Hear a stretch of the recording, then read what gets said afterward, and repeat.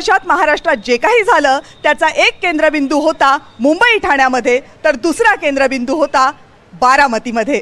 बरोबर ओळखलात. आता आम्ही आहोत बारामतीमध्ये, जिथे पवार विरुद्ध पवार ही लढाई पाहायला मिळते. महाराष्ट्राच्या इतिहासात अशी लढाई पाहायला मिळेल अशी कल्पनाही कोणी केली नव्हती, पण तीच लढाई आता पाहायला मिळते. लोकसभेच्या निवडणुकीमध्ये पवार विरुद्ध पवार ही लढाई पाहायला मिळाली आणि अवघ्या देशाचं लक्ष लोकसभेच्या बारामती मतदारसंघानं वेधून घेतलं होतं आणि तीच पुनरावृत्ती आता होतीये विधानसभेच्या रणांगणामध्ये.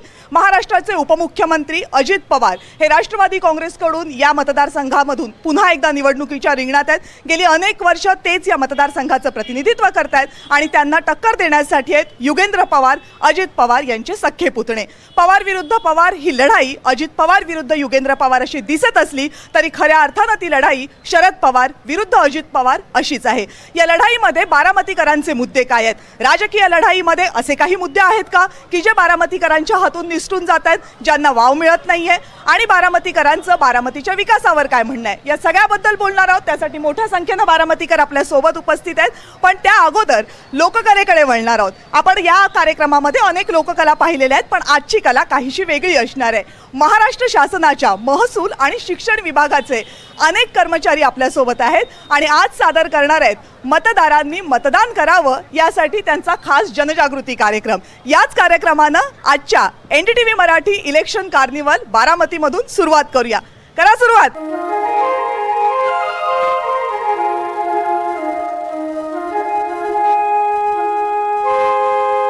करण्या मतदान जाऊ सारे आता पुन्हा,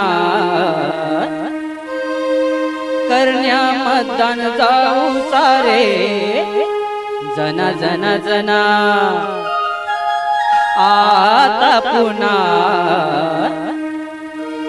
स्वतःसाठी देशासाठी तुझ्यासाठी तुझ्यासाठी जा रे मताला मानता, तुझ्यासाठी जा रे मताला मानता, तुझ्यासाठी जा रे मताला. करण्या मतदान जाऊ सारे आता पुन्हा, करण्या मतदान जाऊ सारे आता पुन्हा. स्वतःसाठी देशासाठी तुझ्यासाठी तुझ्यासाठी जा रे मताला मानसा, तुझ्यासाठी जा रे मताला मानसा, तुझ्यासाठी जा रे मताला. बारामतीमधल्या NDTV मराठीच्या कार्निवलमध्ये सहभागी झालेले सगळे मान्यवर आता व्यासपीठावर विराजमान झालेत. पत्रकार ज्ञानेश्वर रायते निष्पक्षपणे बारामतीकरांची बाजू मांडण्यासाठी आपल्यासोबत व्यासपीठावर उपस्थित आहेत. रायते सर, खूप खूप स्वागत आहे. बसपाचे प्रतिनिधी म्हणून काळूराम चौधरी या कार्यक्रमामध्ये सहभागी झालेत. चौधरी साहेब, स्वागत आहे. महायुतीतर्फे राष्ट्रवादी काँग्रेस अजित पवार यांच्या गटातर्फे पक्षातर्फे अविनाश गोफणे या कार्यक्रमामध्ये सहभागी झालेत. अविनाशजी, खूप खूप स्वागत कार्यक्रमामध्ये. राष्ट्रवादी काँग्रेस शरदचंद्र पवार पक्षाचे प्रवक्ते आणि नेते विकास लवांडे या कार्यक्रमामध्ये सहभागी झालेत. विकासजी, स्वागत आहे आपलंही. आणि अपक्षांचं प्रतिनिधित्व करणारे मिथुन आटोळे या कार्यक्रमामध्ये सहभागी झालेत. मिथुनजी, आपलंही खूप खूप स्वागत. धन्यवाद या कार्यक्रमामध्ये सहभागी झाल्याबद्दल. आणि आपल्या सर्वांचं पण, जे इतक्या मोठ्या संख्येनं बारामतीकर सहभागी होत आहेत, आपल्या सगळ्यांचं स्वागत. रायतेची सुरुवात तुमच्यापासून करतेय.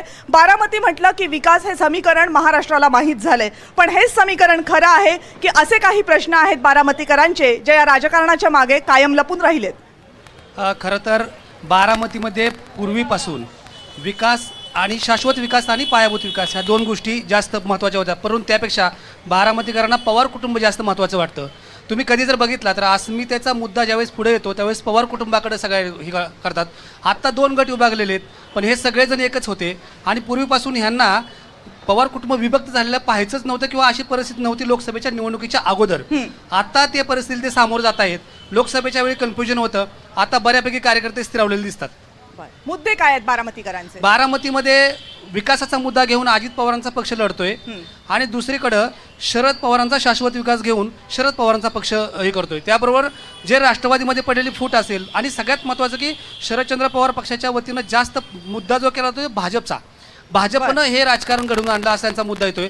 आणि विकासाच्या जोडीला ते पुन्हा तो जो प्रभाव आहे तो कमी करण्यासाठी मलिदाचा विषय पुढे करतायत. म्हणजे विकासावर दावा कुणाचा यावर बारामतीची लढाई अवलंबून आहे. चला, आपण अजित पवार गटाचे प्रवक्ते यांच्याकडनं सुरुवातीला जाणून घेऊयात. विकासावर दावा कुणाचा यावरच ही निवडणूक?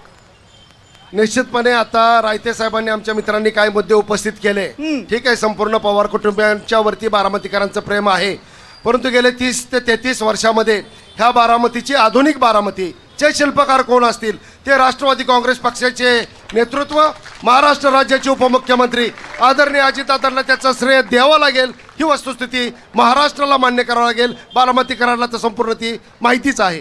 विकास लवांडेजी, जर सगळ्या विकासावर दावा अजित पवार यांच्याकडून केला जात असेल तर युगेंद्र पवार यांच्या पुढे काय मुद्दा आहे? मुळामध्ये असं आहे, अजितदादा पवार यांची विकासाची व्याख्या फिक्स नाही आहे. त्यांच्या मते रोडवरचे पहिले PV ब्लॉक काढायचे, विटा टाकायच्या, विटा काढायच्या, दगड लावायचे, दगड काढायचे, पुन्हा PV ब्लॉक टाकायचे, हा त्यांचा विकासाची व्याख्या आहे. आणि आमच्या दृष्टीने विकास म्हणजे सर्वांगीण विकास, ज्याच्यामध्ये सामाजिक विकास, आर्थिक विकास, महिलांचा विकास, शैक्षणिक विकास, औद्योगिक विकास, आपल्याला या सगळ्या विकासाचा विचार करावा लागतो.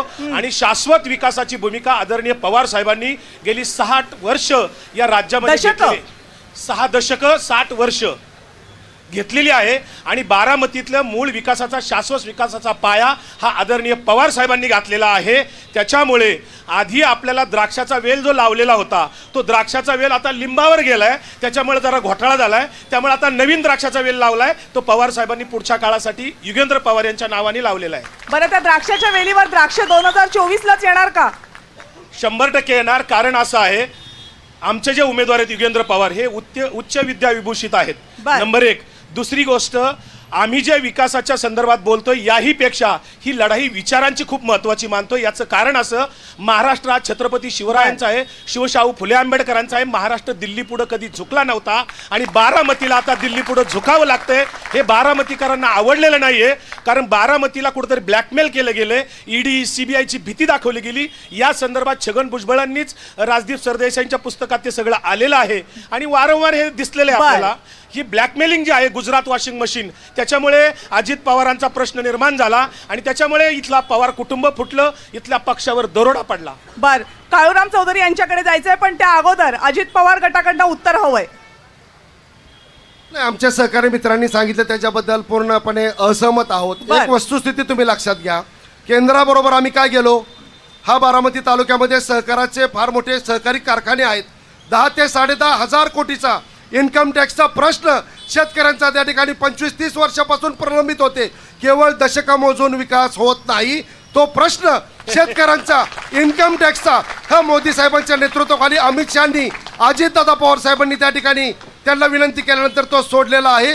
ही वस्तुस्थिती आपण समजून घेतली पाहिजे. शेती करण्यासाठी पाणी लागतं, उत्तम पद्धतीचा सहकार लागतो, उत्तम पद्धतीच्या संस्था लागतात. गेले 30 वर्ष अजितदादांच्या नेतृत्वाखाली स्वच्छ, पारदर्शकपणे आणि गतिमान कमी कालावधीमध्ये उत्तम विकास दादांनी केलेला आहे. ठीक आहे, काळूराम चौधरीजी, आता तुमचे सहकारी जे म्हणतायत त्याच्याबद्दल त्याच्याशी सहमत आहात का, की बारामतीबद्दल तुमचे आणखीन काही वेगळे मुद्दे आहेत?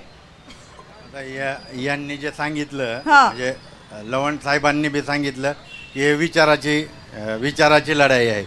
आता विचाराची लढाई आहे, तर ज्यावेळेस अटल बिहारींचं सरकार होतं त्यावेळी पवार साहेबांना कॅबिनेट मंत्रिपदाचा दर्जा होता. आणि लोकसभेच्या पूर्वी पवार साहेब असतील, उद्धव ठाकरे असतील किंवा राहुल गांधी असतील, हे एक लाल पुस्तक घेऊन फिरायचे आणि हे वाचवायचं आहे म्हणायचे. आता ते लागू करायचं आहे, ते लागू करायचं आहे. तुम्ही 60 वर्ष तिथंच आहे, 60 वर्ष तुम्हीच सत्तेवर आहे आणि ते लागू करायचं होतं, तुम्ही लागू केलं नाही. आणि ते इथल्या बहुजन समाजाला, इथल्या भारतीयांना तुम्ही फसवलं की संविधान धोक्यात आहे. संविधान धोक्यात नाही, तुमचं कुटुंब धोक्यात होतं. तुम्ही जे आत्ता विकासाचं म्हणताय, तर आज मी सांगतो बारामतीत अजितदादा आणि पवार साहेबांचे आजच हार झालेले आहे.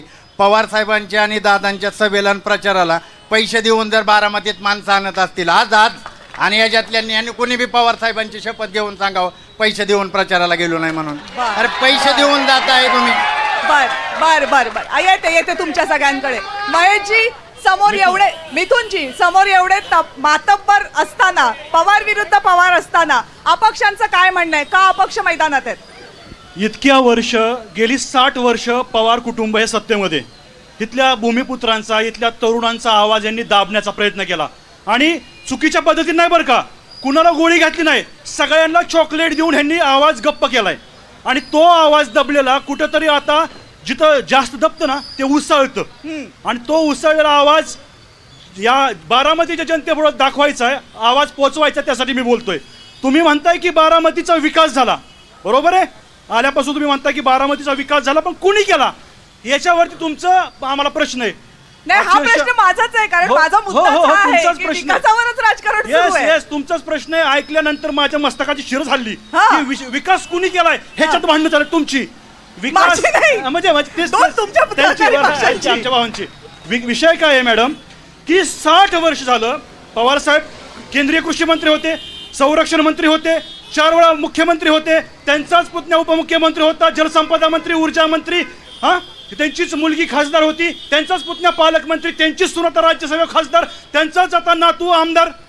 तरी ह्यांचा नातू आता युगेंद्र पवार आता मीडियासमोर इथून काय म्हणतो माहिती का, कसं आहे बारामतीमध्ये अजून 40 गावांना पिण्यासाठी पाणी नाही, रोजगार नाही, महिला धोक्यात आहेत, कायदा आणि सुव्यवस्थेचा प्रश्न आहे.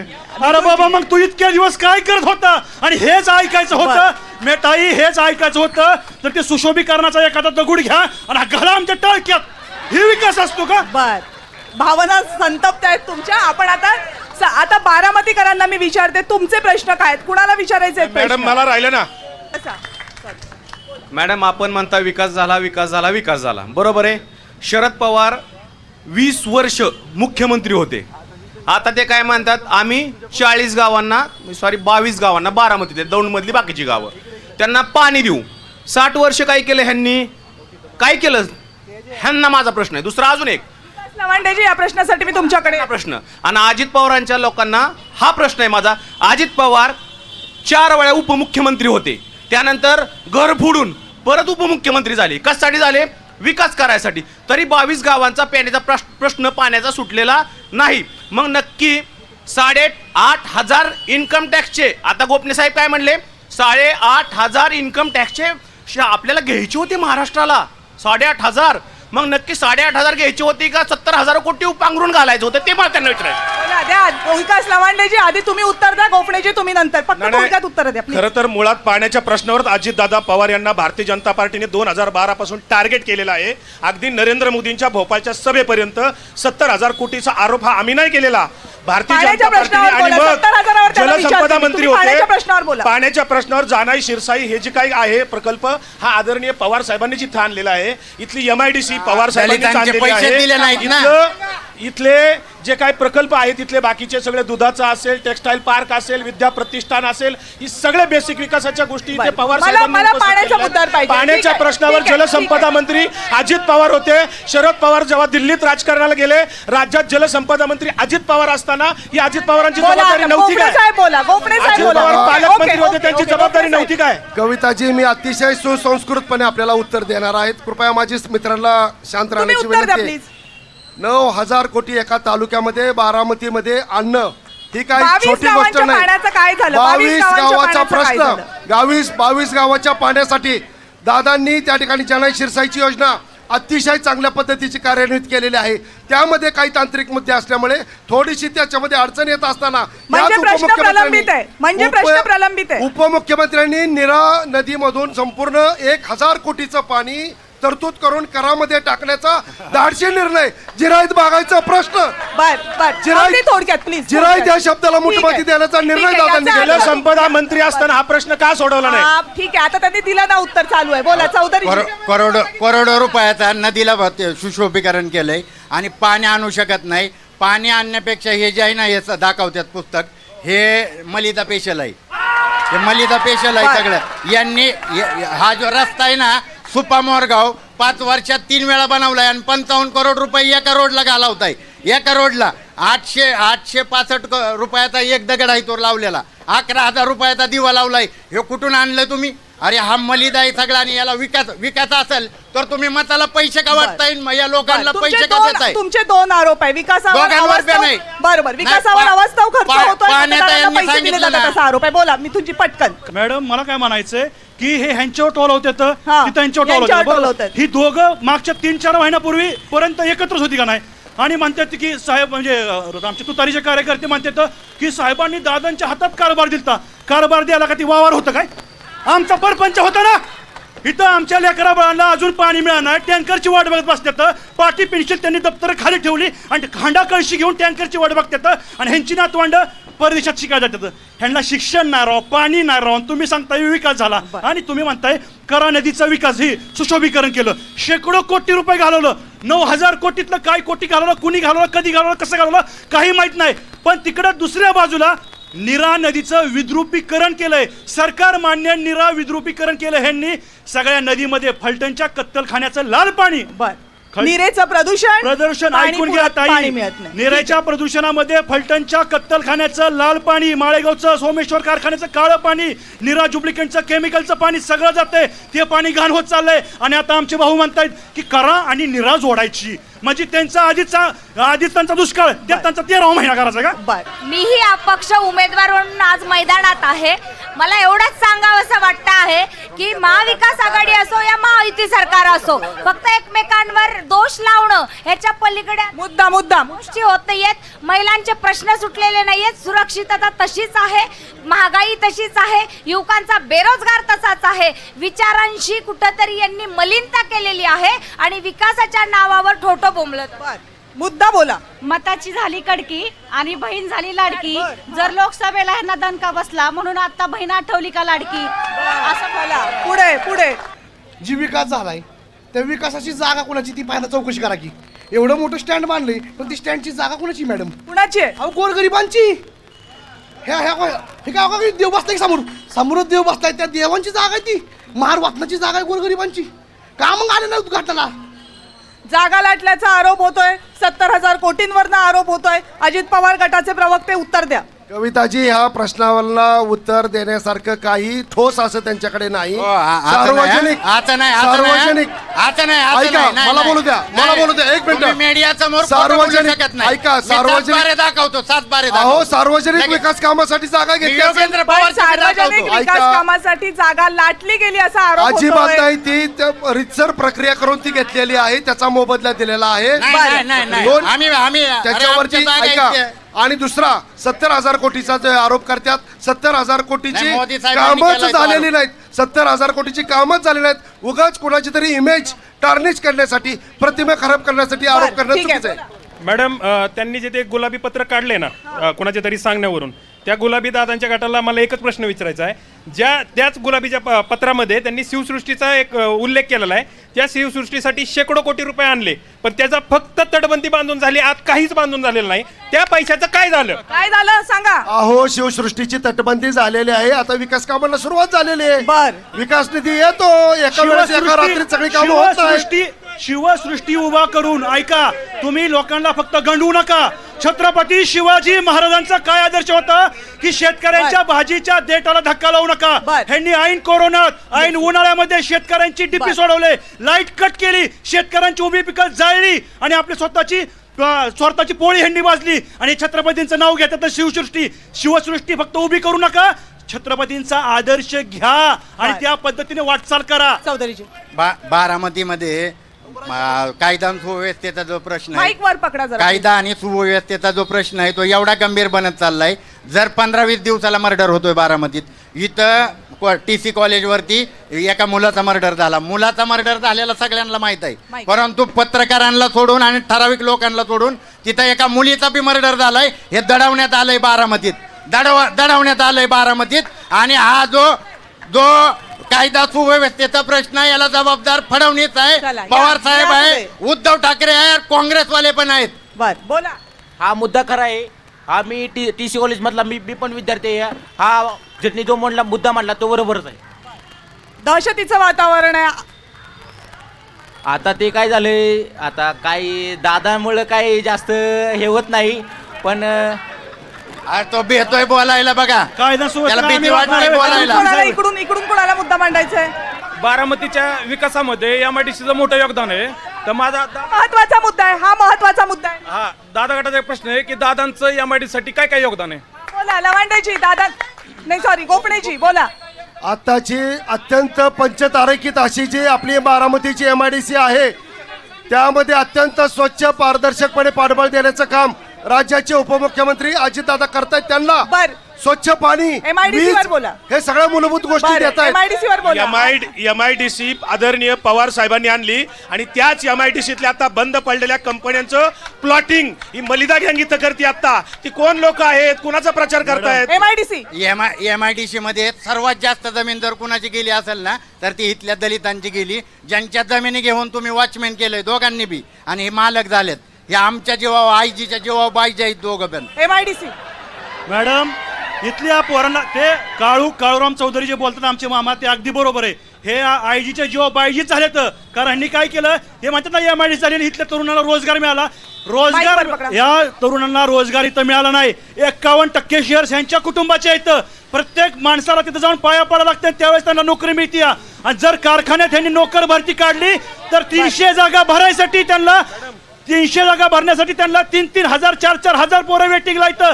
तिथं बायांची डोकी फोडाफोडी झाली आयांची का तर पोरं कामाला लावायच्यात म्हणून. इतकी बेरोजगारी इथं 2014 साली देवेंद्र फडणवीस आले. याच ग्राउंडवर धनगर आरक्षण मुद्दा पेटला होता. त्यावेळेस 15 दिवसात आम्ही धनगर आरक्षण देऊ, पहिल्याच कॅबिनेटला धनगर आरक्षण देऊ असं त्यांनी सांगितलं होतं. दिल्लीपासून गल्लीपर्यंत ह्यांचीच सत्ता आहे. परंतु 10 वर्ष झालं एकदाही आरक्षणाच्या विषयावर ते बोललेले नाहीत. मगाशी मराठा आरक्षणाचा मुद्दा आला, आता धनगर आरक्षणाचा मुद्दा आला. सत्ताधाऱ्यांच्या वतीनं उत्तर द्या. कविताजी, आरक्षणाचा मुद्दा आपल्या सगळ्यांना माहिती आहे. हा मुद्दा काही प्रमाणामध्ये राज्याच्या अधिकारामध्ये येतो आणि बहुतांश हा केंद्र शासनाच्या आरक्षणामध्ये येतो. त्याला आयोग नेमलेले असतात. त्या गोष्टी न्याय प्रविष्ट आहेत. त्याच्यावरती योग्य वेळी त्या ठिकाणी निर्णय 100% होईल. आदरणीय शरद पवारांचा मराठी माणसाचा पक्ष, आदरणीय उद्धव ठाकरे यांचा मराठी माणसाचा पक्ष, हे 2 मराठी माणसांचे पक्ष दिल्लीश्वराच्या आशीर्वादाने दरोडा टाकून फोडले गेले. त्याचबरोबर आता हे घड्याळ सांगतात ना, आदरणीय सुप्रीम कोर्टाने सांगितलंय घड्याळाच्या खाली लिहा न्याय प्रविष्ट. म्हणजे सिगारेटच्या पॅकेटवर लिहिलेलं असतं ना सिगारेट ओढणे आरोग्यास घातक असते, तंबाखूच्या खाली लिहिलेलं असतं तंबाखू, तसं घड्याळाला मतदान करणे देशासाठी घातक आहे. इतक्या वर्ष जनतेला लावलाय चुना आणि आता म्हणतात राष्ट्रवादी पुन्हा, दुसरं काही नाही. जे सांगितलं ना की पवार साहेबांनी पकडा. आरक्षणाचं, आता या ताई खासदार आहेत आणि संसदेत संसद रत्न आहेत. यांनी 56 विधायकं मांडली. एक मराठा समाजाचं खाजगी आरक्षणाचं विधायक का मांडलं नाही? आणि धनगर समाजाचं आरक्षणाचं त्यांनी सांगितलं की धनगर समाजाच्या आरक्षणाचं अजिबात काय केलेलं नाही. काँग्रेसने काय केलेलं नाही, बीजेपीने काय केलेलं नाही. बीजेपी आणि काँग्रेस हे आरक्षण विरोधी आहेत, आरक्षण विरोधी लोक आहेत. हे नाटक करणारे लोक आहेत. काय करणारे दोघं? चला, या सगळ्यामध्ये बारामतीकरांकडे लक्ष जातंय की फक्त पवार विरुद्ध पवार, पक्ष विरुद्ध पक्ष, भावनांविरुद्ध भावना एवढं सुरू आहे? गंमत बघा की आता हेच सगळे एकत्र होते, हेच एकमेकावरती तुटून पडतायत. शाश्वत विकास आणि पायाभूत विकासामध्ये भांडणं आहेत. पण सगळ्यात महत्त्वाचं एक आहे की निवडणूक शेवटी भावनिकतेकडे जाते. पण एक मुद्दा सगळेजण विसरतायत. भाजपनं या बारामतीच्या राजकीय वर्चस्वाच्या अंताची सुरुवात केलेली आहे आणि ती लढाई सध्या लढतायत, हे एकमेकात लढतायत. आणि ज्यावेळी बारामतीच्या राजकीय वर्चस्वाच्या अंताची सुरुवात ही आत्ताची सुरुवात होईल, ती येत्या काही दिवसात ती संपून जाईल, असा त्याचा अर्थ एक. बारामतीकरांसाठी मुद्दे अनेक महत्त्वाचे आहेत. मुद्दा MIDCचा असेल, मुद्दा आरक्षणाचा असेल, मुद्दा महिला संरक्षणाचा असेल, अथवा मुद्दा बारामतीमधल्या वेगवेगळ्या सार्वजनिक प्रकल्पांसाठी वापरल्या गेलेल्या जागांचा असेल. प्रश्न हा आहे की बारामतीमध्ये ज्या प्रकारचा प्रचार सुरू आहे त्या प्रचारामध्ये या मुद्द्यांना जागा मिळणार आहे का? त्या प्रचारामध्ये या मुद्द्यांबद्दल ठोस आश्वासनं दिली जाणार आहेत का?